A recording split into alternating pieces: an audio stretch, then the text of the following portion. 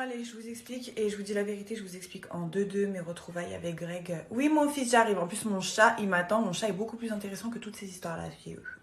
Donc déjà, il y a un truc qui m'a fait bien rire dans ses réactions, parce que quand Monsieur Greg a la prétention de dire que moi, j'ai fait exprès de m'asseoir à sa table, que j'ai fait exprès de m'asseoir derrière lui, avec beaucoup d'humour, il dit genre ouais, c'est vrai que le Palais des Sports de Marseille n'est pas assez grand pour trouver une place ailleurs. Alors déjà, en quel honneur je vais changer de place parce que monsieur est là, déjà jamais de la vie. Si ça dérange quelqu'un d'être à cette place-là, bah, c'est la personne que ça dérange qui change de place déjà, de un.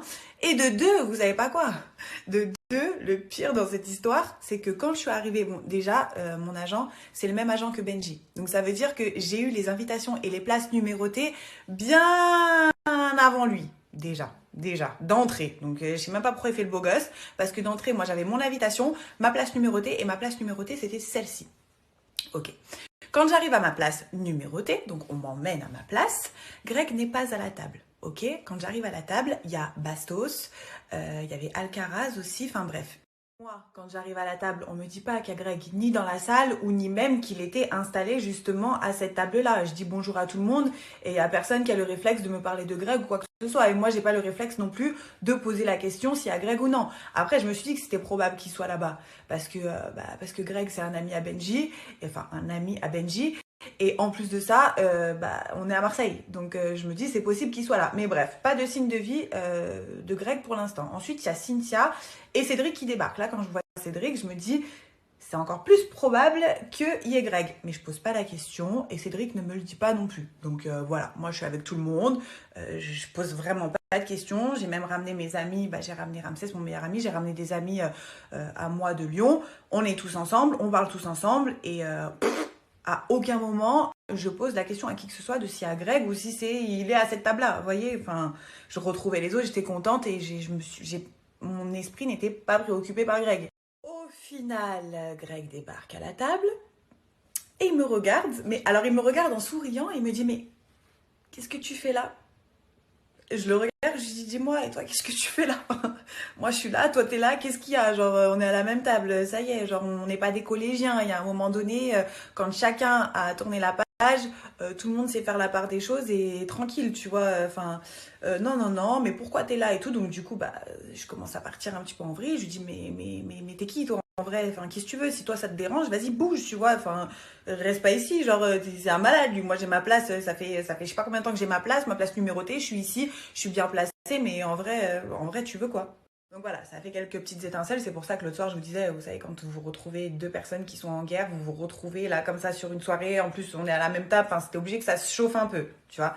Mais au final, ça a été rapide. Après, je vous jure que... Donc, lui, il était installé juste devant moi. Et moi, j'étais une chaise un peu plus loin, genre avec mes amis. Il a passé sa soirée à se retourner. C'est-à-dire que, bon, après, au moment du combat de Benji, il a changé de place pour être un peu plus proche. Mais sinon, du moment où il était à la table et il y avait des autres combats avant qui passaient en fait sur le ring, il a passé sa soirée retourné à me regarder, à me sourire, à me poser des questions, à me complimenter. Et moi, je vous jure sur ce que j'ai de plus cher que je ne l'ai pas complimenté toute la soirée comme il le dit. Si je l'avais fait, je vous l'aurais dit. Alors après, vous connaissez Greg, il est venu vers moi, il m'a dit est-ce que tu me trouves beau? Je lui ai dit oui, t'es toujours aussi beau. Il m'a demandé aussi est-ce que je trouve que j'ai grossi? Alors il avait une veste qui faisait 3 fois sa taille, donc enfin bref, j'ai pas vu s'il avait grossi ou non. Et après, donc, l'atmosphère, elle s'est grave détendue. Bon, je lui envoyais toujours un ou deux petits fions quand il me regardait en souriant ou qu'il me disait un compliment. Parce que forcément, ce qu'il m'a fait, il me l'a fait. Et ce que j'ai vécu, je l'ai vécu. Voilà, vous verrez dans la suite des épisodes. Mais enfin bref, je préfère pas parler de ça pour l'instant. On va rester concentré sur la soirée. Donc du coup, voilà, ça s'est détendu. On est sortis à l'extérieur tous les deux. Il y avait les autres qui étaient un peu plus loin, mais sinon on a discuté peut-être 15-20 minutes tout seul. Il y a même un papy, je me rappelle, qui est venu et qui était super content de nous voir côte à côte et qui nous a demandé si on pouvait faire une photo. Enfin, s'il pouvait nous prendre en photo, Greg et moi. Donc du coup, avec Greg, on s'est un peu regardé, on a un peu hésité, genre. Et Greg, il m'a dit, vas-y, ça me rappelle les bons souvenirs. Donc du coup, et je vous jure, hein, j'ai aucun intérêt, absolument aucun intérêt à vous mentir. Pour moi et lui, c'est fini. J'ai aucun intérêt à vous mentir. Bref. Donc voilà. Et puis, c'est vrai qu'il était tout mignon. Il m'a demandé ce que je faisais après la soirée. Voilà, en tout cas, à cette soirée-là, on s'est bien entendu. J'avais les autres qui me charriaient, genre t'es encore sous l'emprise de Greg, ça y est, on voit ton regard, un regard, ça trompe pas, patati, patata. Vous voulez que je fasse quoi? Vous voulez que je fasse quoi? Ça se trouve, on va être ramenés encore à se croiser, à faire des soirées ensemble. Ça se trouve, on va être ramenés encore à faire des aventures ensemble. Vous croyez que je vais passer mon temps et mon énergie à faire la guerre à ce mec-là? Non, moi, Greg et moi, quand on n'est pas en couple, honnêtement, ça va, on s'entend bien. Enfin, il n'y a pas de, il y a pas de, voilà, moi, j'ai plus de rancœur avec lui. À mon avis, la rancœur va bien remonter pendant la diffusion des épisodes. Mais voilà, après, moi, quand j'ai tourné la page avec quelqu'un, j'ai plus d'énergie à le détester, en fait. Donc voilà, on a rigolé ensemble, on s'est parlé. Je sais que lui, de son côté, moi, en tout cas, ce que j'ai ressenti, et je le connais comme si je l'avais fait, je vous promets que j'avais vraiment l'impression qu'il était ambigu.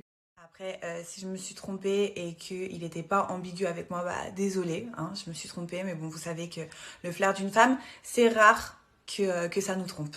Voilà, quand on sent qu'un mec en face de nous, il est un petit peu tangible, je sais pas si ça se dit tangible, mais genre un peu, vous voyez, vous m'avez compris, on se trompe rarement. Voilà.